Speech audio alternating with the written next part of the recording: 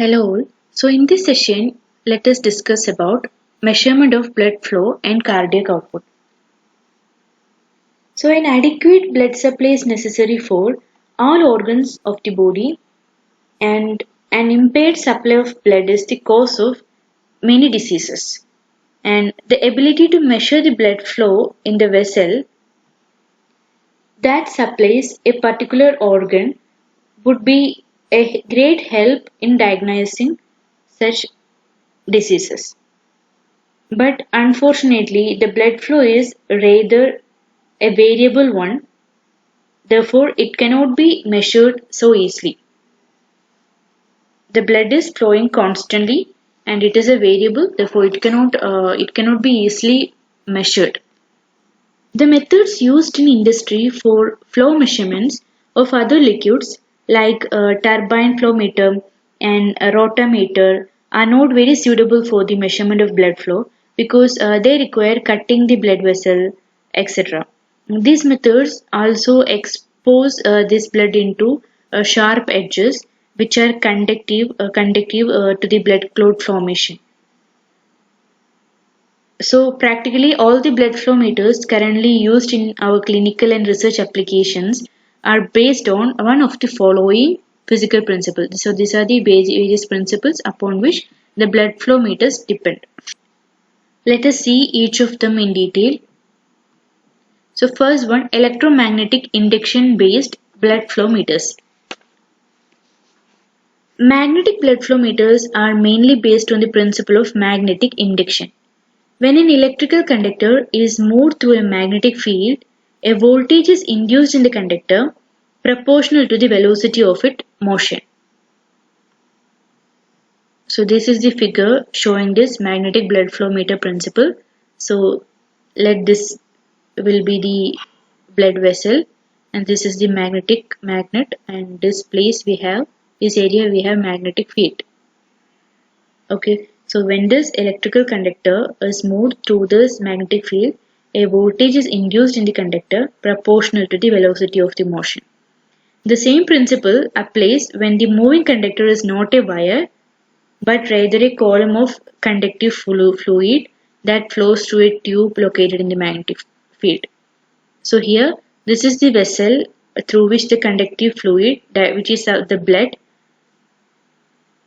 is flowing, and it is placed in the magnetic field here. So this act same as the conductor placed in the magnetic field. So here a permanent magnet or an electromagnet is positioned around this blood vessel, and this generates a magnetic field which is perpendicular to the direction of this blood flow. Blood flow is in this direction, magnetic field will be from north to south. So this is perpendicular to the blood flow direction. The voltage induced in the moving blood column is measured with stationary electrodes located on opposite sides of the blood vessel, and it is perpendicular to the direction of magnetic field. Okay, so this is the working of this magnetic blood flow meter.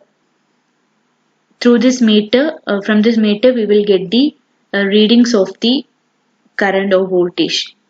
Okay, these magnetic blood flow meters actually measure the mean blood velocity because the cross-sectional area at the place of velocity measurement is well defined with the either type of transducer. And this transducers can be calibrated directly in unit of flow. So everywhere we have transducers.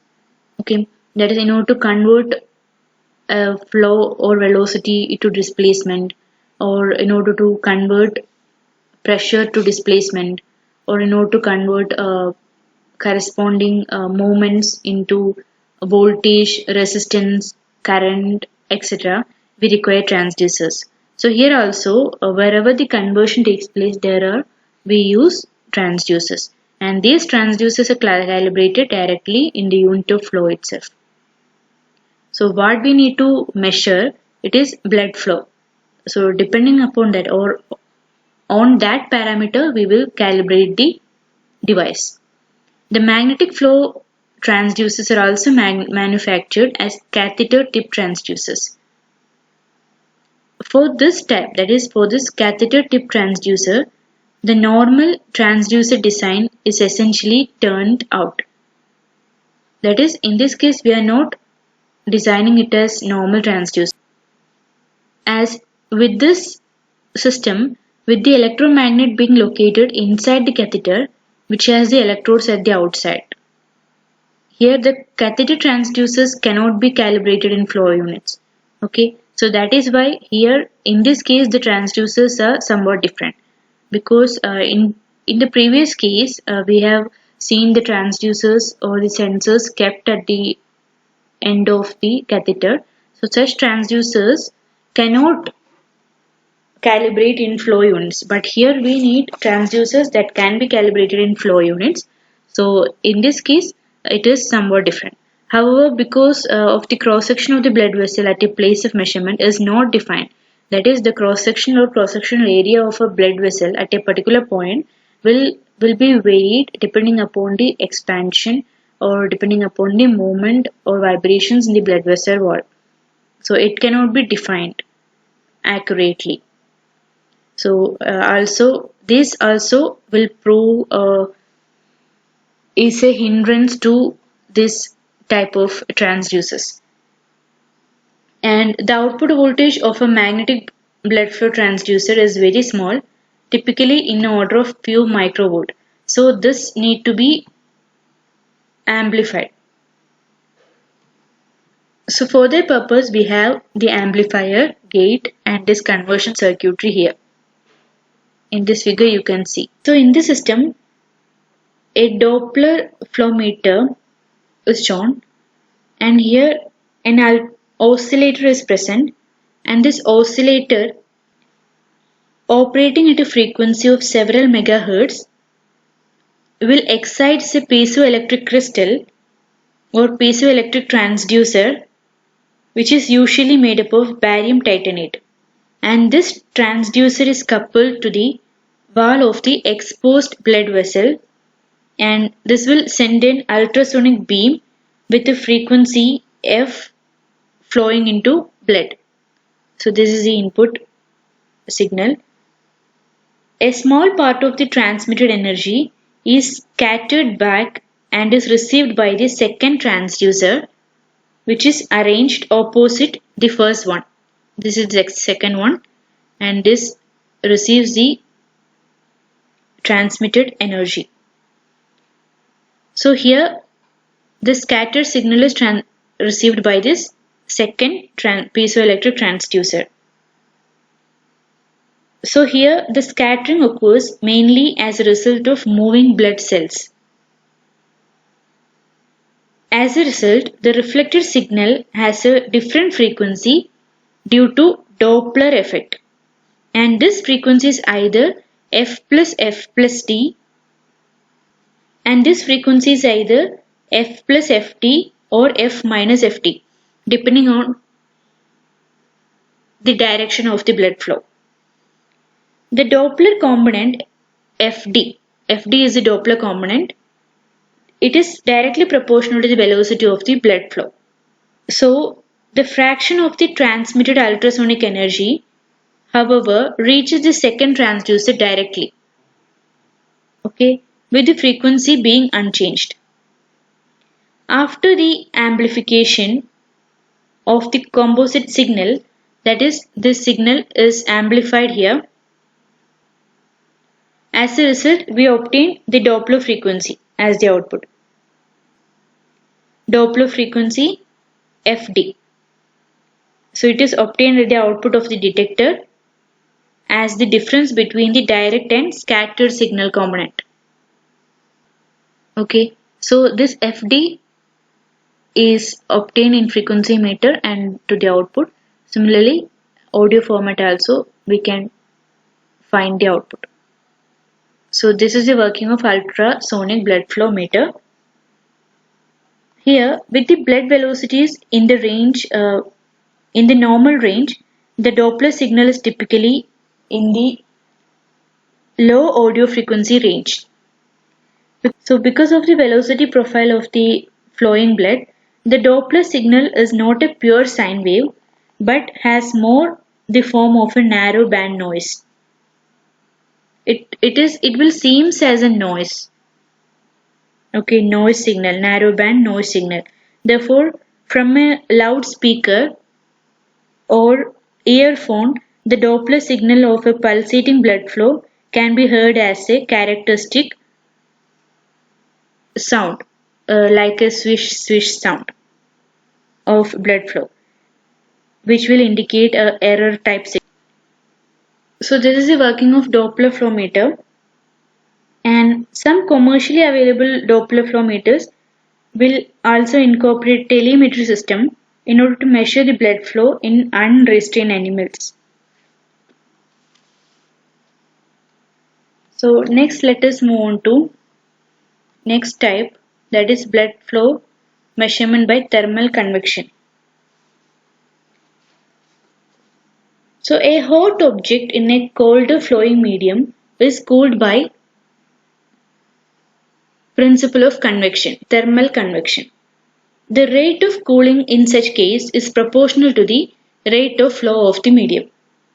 And this principle often used to measure gas flow in practical cases.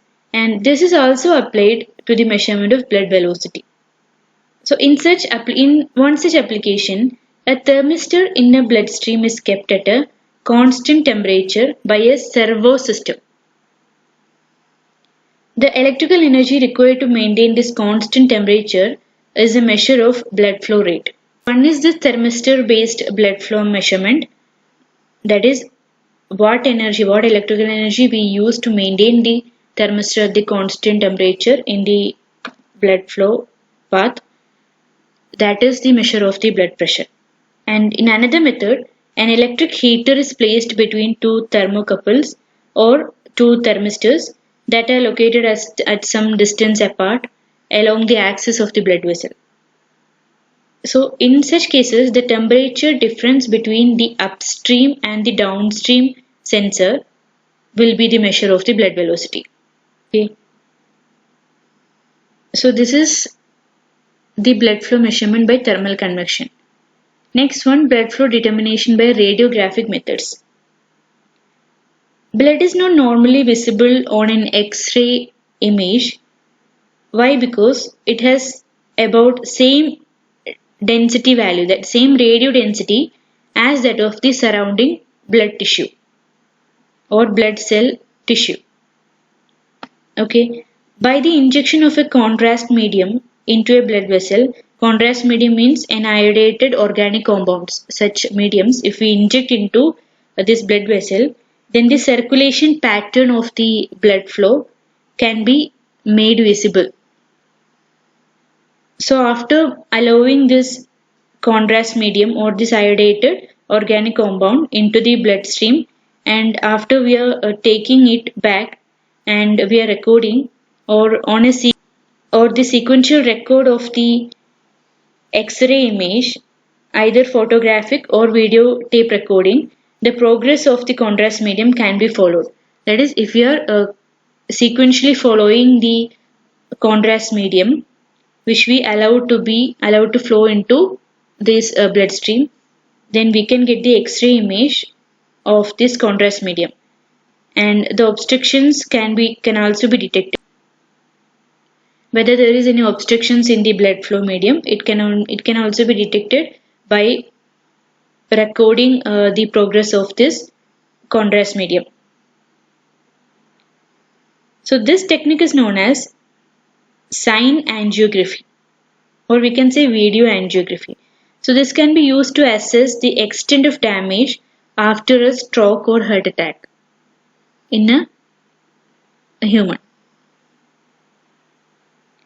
So another method is the injection of radioactive isotope into the blood circulation. At first I have told injection of contrast medium such as iodated organic compound.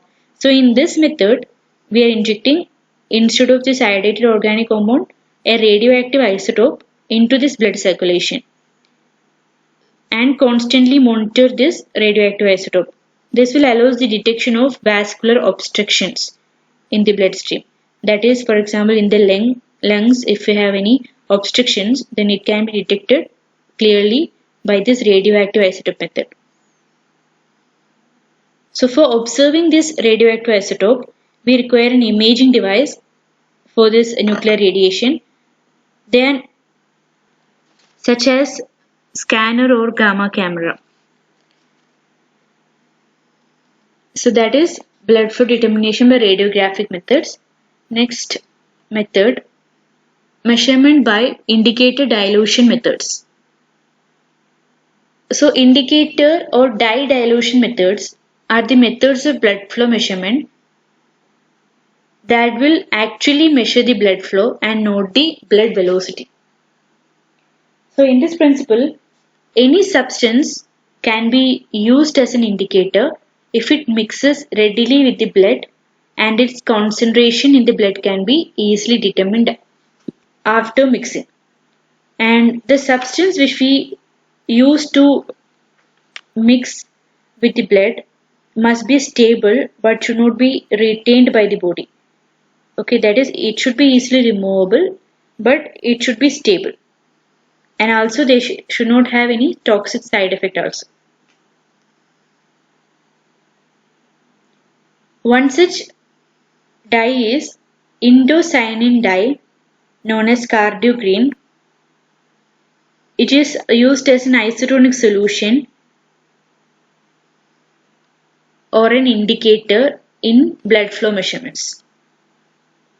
And the concentration of this, that is indocyanine dye or cardiogreen, is determined by measuring light absorption with a densitometer. And instead of this, radioactive isotopes such as radioiodinated serum albumin have also been employed for this purpose. So nowadays the most used indicator is isotonic saline, which is injected at a temperature lower than the body temperature. And the concentration of this isotonic saline blood is determined with a sensitive thermistor thermometer. So this figure shows the condition or the assumption when the blood circulation is not recirculated. That is, this is the case when the blood is not recirculated. So in this case, the indicator is injected to the flow continuously beginning at the time t1. So this is the injection. Indicator is injected continuously starting from the time t1 and the blood is not circulated. It is assumed it is not circulating. This is the case. This is that case. And the detector measures the concentration downstream from the injection point. Okay, and here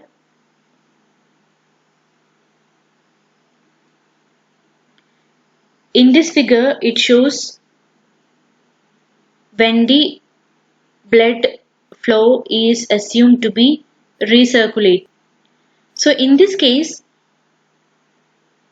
what happens? The dye is injected or the indicator is injected constantly. So as the blood flows through the human body, the concentration of this dye or indicator decays with time. But in this case, you can see it is assumed to be recirculated. As a result, the blood once flow from this path or from the injection point comes to the same point after some time. So in this case, decaying is not happening. That is, the concentration is restored or get increased at some point. So it is very difficult to determine in such situations. This is the actual situation, that is blood is recirculating. Okay. So in such cases, it is very difficult and it is a time consuming process to determine what is the actual blood flow. So in order to simplify this complicated and time consuming operation, there are various special purpose analog computers which were used and with several different algorithms or for determining the area under the curve despite of the recirculation distortion. And the use of cold saline as an indicator avoid these problems because the volume injected is normally 10 ml by the injector and the circulating blood is rewarmed rapidly and no measurable recirculation occurs in such case. The injection of cooled saline and measurement of the blood temperature are frequently performed with a single catheter or of a special design. And this device, that is a single catheter of special design, is known as Swan-Ganz catheter. So this is the figure of the Swan-Ganz catheter.